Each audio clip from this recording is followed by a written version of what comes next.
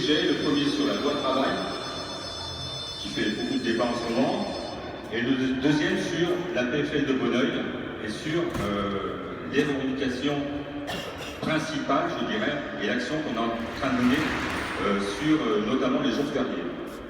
Et donc quelques informations à vous donner là-dessus. Donc la loi travail, qui cristallise un petit peu toutes les crispations depuis quelques mois. Alors je me le fais en cours, la loi travail, quand on discute avec la famille, avec les gens, avec n'importe qui, quand on voit la télévision, c'est la loi des patrons, c'est les patrons qui décident de tout, sur le dos des salariés, des régimes de travail, les heures supplémentaires, etc., etc., etc., etc. Ça, c'est le raccourci. La réalité, elle est un peu différente. Quand vous interrogez les Français, 67% des Français sont contre la loi travail.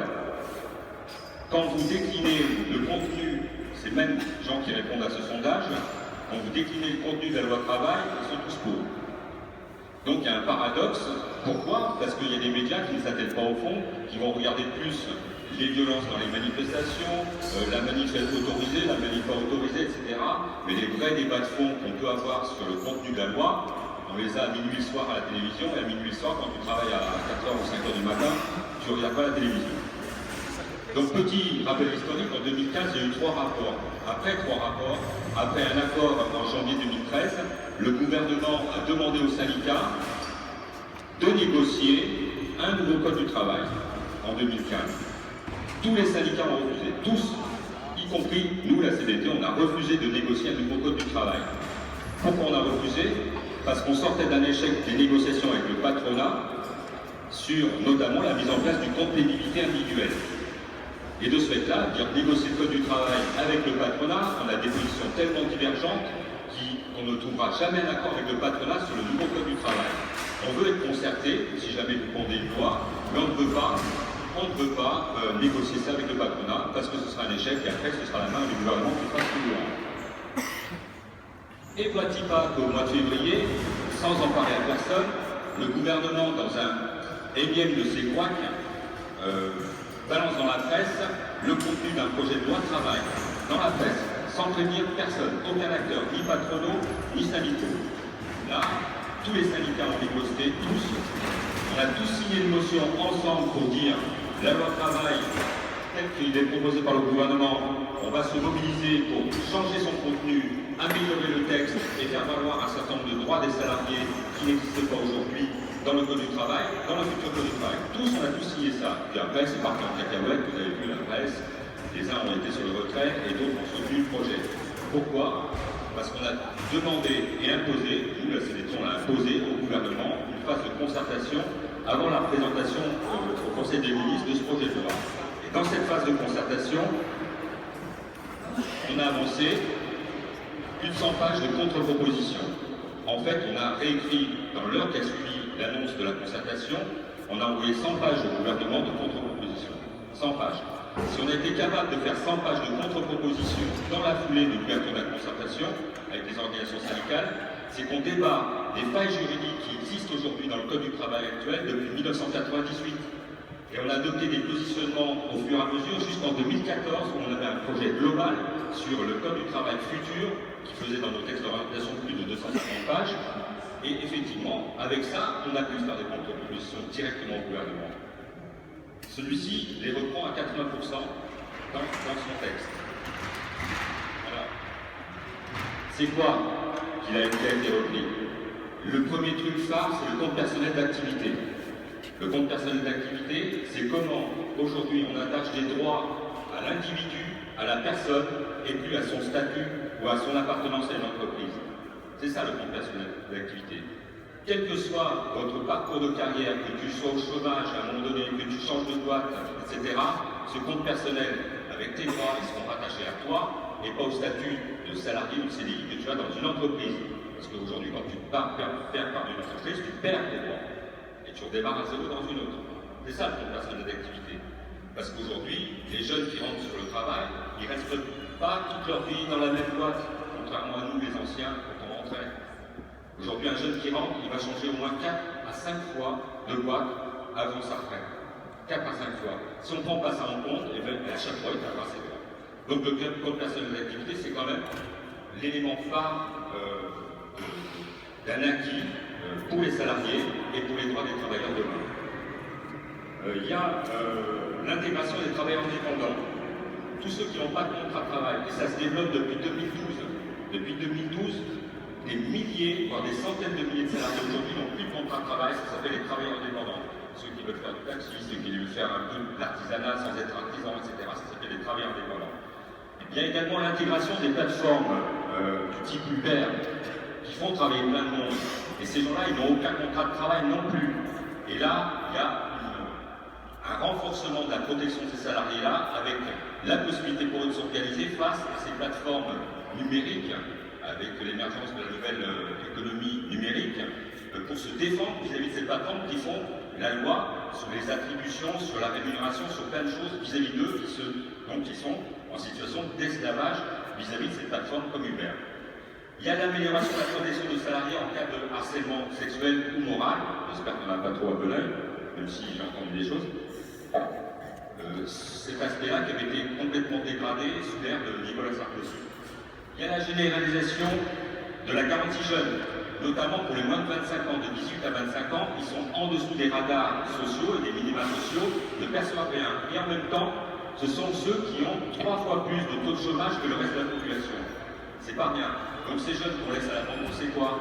Ben, ça veut dire des mecs qui vont traîner devant les bars de HLM pour vendre du shit, pour se faire de la main, qui vont faire de l'économie parallèle, etc. Qui vont faire de la débrouille à droite à gauche et des petits boulots. Ceux-là, on les réintègre dans le regard des minima sociaux et on leur offre la possibilité d'aller vers l'emploi parce qu'il y a un accompagnement qui sera personnalisé. Il y a le maintien de l'ordre public social. Alors c'est le grand truc. Le maintien de l'ordre public social, quand un accord n'est pas valable, c'est le champ conventionnel qui s'applique. Jusqu'à présent, ce que j'ai entendu, ou ce que j'ai vu dans des tracts différents, c'est s'il n'y a pas d'accord, c'est pas toi qui décide. Eh bien non, pas trop décide pas, c'est l'application du droit. Donc c'est ça l'ordre public social, c'est ça. C'est l'application du droit de la Convention et de la branche ou du Code du travail qui s'applique en cas de non-accord. Il y a le développement du dialogue social. Alors là-dessus, on a entendu les patrons hurler à la mort, comme si on les violait. Parce qu'au travers du développement du dialogue social, c'est la capacité des organisations syndicales à mandater des gens dans les TPE de moins de 11 salariés et de moins de 50 salariés pour négocier des accords, parce que ces gens-là n'ont pas de CE, ils ont des droits, ils ont 7 millions en France, ils ont des droits inférieurs aux autres salariés qui sont utilisés dans les grands groupes. Donc ces gens-là sont réintégrés soit au travers des branches qui vont définir des accords types pour les petites entreprises pour pas qu'elles soient en concurrence entre elles, soit par le biais de mandatements syndicaux pour implanter les syndicats dans les très petites entreprises. 17 millions de salariés qui sont quasiment pas couverts par les organisations syndicales, donc ils n'ont pas de défense par rapport à leur patron. L'encadrement de la justification des difficultés économiques d'une entreprise pour licencier. Ça n'existe que très peu aujourd'hui, dans le Code du travail ça n'existe pas, ça existe au travers de la Cour nationale interprofessionnelle de janvier 2013. C'est quoi? Aujourd'hui, vous avez des groupes, des entreprises qui ont des implantations en France, en Belgique, en Suisse, en Allemagne, etc. C'est légal ce qu'ils pratiquent, mais c'est pas du tout moral. C'est quoi? Eh bien, quand on veut fermer un site en France, on va transférer le chiffre d'affaires de ce site vers une succursale en Belgique ou en Suisse ou en Allemagne, et on va dire, regardez, ces mecs-là, ils coûtent cher, on ferme. Cette garantie de sécurisation des licenciements économiques orchestrée parfois par certaines entreprises, elle est étendue à toute l'Europe aujourd'hui. C'est-à-dire que la justification de la difficulté économique d'une entreprise pour valider un plan social au-delà de la Chambre de commerce et au-delà de l'inspection du travail, c'est étendu à l'ensemble de l'Europe. C'est-à-dire que les magouilles existeront toujours, mais elles sont largement limitées par le fait que ce qui était légal avant deviendra illégal demain. C'est pas clair? Si, je ferme une boîte là, je transfère le chiffre d'affaires et ça me coûte, j'ai plus que les charges, ça me coûte, donc je ferme. Et on justifie ça parce qu'on regarde que la France. Voilà, c'est comme ça qu'on explique le truc. Alors je ne vais pas tout détailler parce qu'il y a aussi le renforcement de la lutte contre le détachement illégal de travailleurs, il y a la modernisation de la médecine du travail, il y a le droit à la déconnexion qui n'existait pas dans le code du travail actuel, il y a les droits syndicaux qui augmentent de plus de 20% d'une part, et les droits liés aux événements familiaux, mariage, etc., qui sont plus que doublés par rapport à ce qu'on a aujourd'hui dans le code du travail. Alors pourquoi un tel random? On a dit pas de polémique, je ne vais pas polémiquer, je donne la position de la CGT, chacun, après adulte, majeur et vacciné, pour se faire sa propre opinion. Pourquoi un tel ramdam à la fois à la droite, à la gauche de la part de certains acteurs syndicaux, etc. Les patrons décident de tout, c'est faux. L'inversion de la hiérarchie des normes, tel que je l'ai dit tout à l'heure, et la possibilité d'avoir des accords inférieurs au droit du travail, c'est un petit peu l'argument phare qu'on entend un peu partout, ça vient d'où?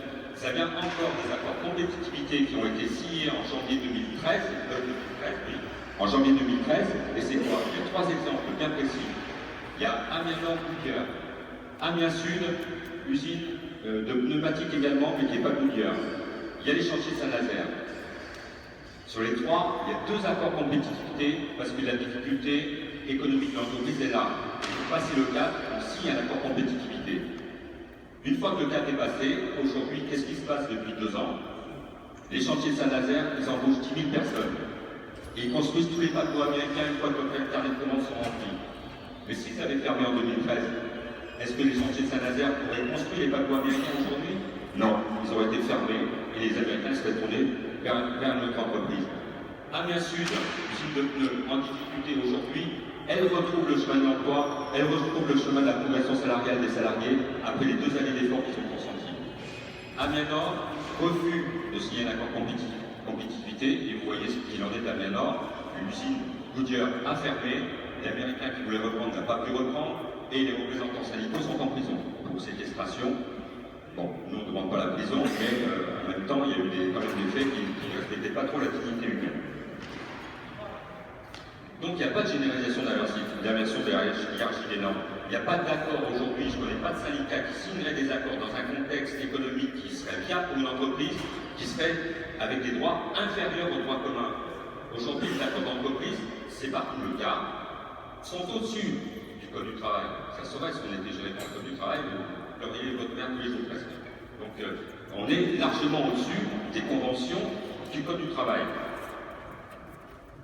Alors, nous on conçoit bien qu'on ne peut pas être d'accord avec nous. Renforcement du dialogue social, emploi, etc. Avancée concrète pour les salariés, en prise avec les réalités du nouveau salarié aujourd'hui et de demain. On est conscient qu'on peut ne pas être d'accord avec nous, mais on respecte ceux qui ne sont pas d'accord avec nous. Mais le respect, ce n'est pas une notion à sens unique. C'est une notion qui peut aussi nous concerner. Et depuis quelques temps, c'est vrai qu'on se sent un peu bafoué. On nous empêche de parler, même si la direction aujourd'hui nous laisse, nous tolère, je dirais, même s'ils ont refusé notre prise de parole. On nous laisse parler, mais on a le sentiment que notre engagement il est bafoué par des insultes, par d'autres choses qui donnent un sentiment d'impunité à des gens qui vont venir casser nos locaux, etc. Ou, pourquoi pas, demain, nous mettre devant un peloton d'exécution et nous tirer dessus. Donc, il ne faut pas déconner, il faut apaiser le débat, on est en désaccord, c'est normal, les désaccords sont respectables, quels qu'ils soient. Et nous, on a le droit d'avoir notre positionnement, et on le dit. Alors, autre élément, parce qu'en fait, le fond, il est là, c'est qu'il y a aujourd'hui, dans le paysage politique français, qui est dramatique, ce paysage politique français, il y a des déchirements internes à la gauche, entre la gauche qui veut réformer, la gauche radicale, etc. Il y a des déchirements à droite liés à la primaire de droite, entre les différents candidats. Ben ça, les primaires des uns et des autres, nous, sincèrement, on ne sent pas les cacahuètes, on n'agit pas syndicalement pour peser sur les primaires des uns ou des autres. On s'en fout. Ce qu'on regarde, c'est ce qu'on nous propose. On ne choisit pas nos interlocuteurs, on ne choisit pas le gouvernement. Et à partir de là, on discute de ce qu'on nous propose pour améliorer à partir d'un positionnement qu'on a au départ. Voilà